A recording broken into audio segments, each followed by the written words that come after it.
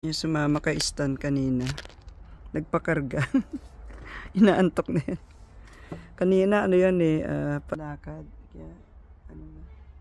Ready to go to bed again yan. Yung nap niya na lunch. Yeah. Honey, just make him some milk, yeah? Just stay to granddad for a while. Kasama sa akin eh. Ay baka umiyak. Hang on, Josh. Sana wag umiyak, sana wag umiyak.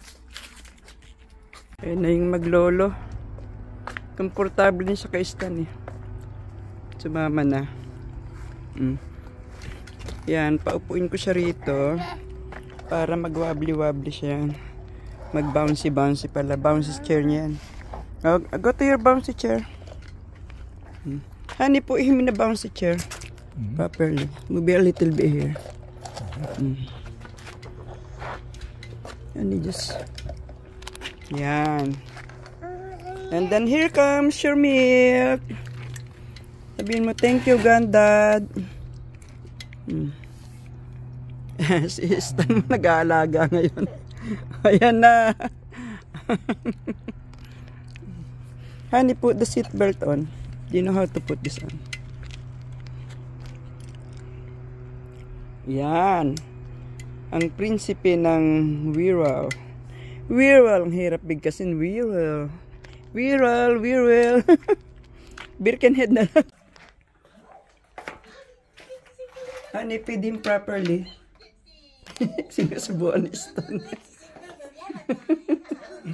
Ang galing. Buti may assistant ako sa pag-aalaga eh.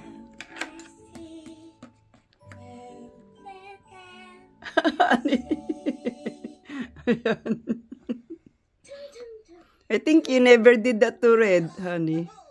Have you done it to Red, feeding him? Matyaga rin to si Stan sa bata eh. Buti nga ano, may sumasama na sa kanya si Josh. Napipil naman ng bata yan eh. You see, how is he? It's not difficult to feed yan. That's why I put him in a walker. Para hindi siya patakbo-takbo. Okay. Ina-assist lang ako ni Stan. Para magpakain kay Josh. Honey, hold him properly. Inakay na. Hold him properly. Ayan na, nakarating na. Ang messy oh. Jesus. Mali na yung pagsandok. Teka muna. Kumakain si Diyos mag-isa oh. Tinitrain na namin. Kaya nga lang talagang messy. Wow! What a mess! Come on. Why, certainly, Sheepuff. I'll get your track cleared in no time. Emily, what surprise. Thomas was right. Asking nicely was just like magic. Kailangan makakuha siya ng marami.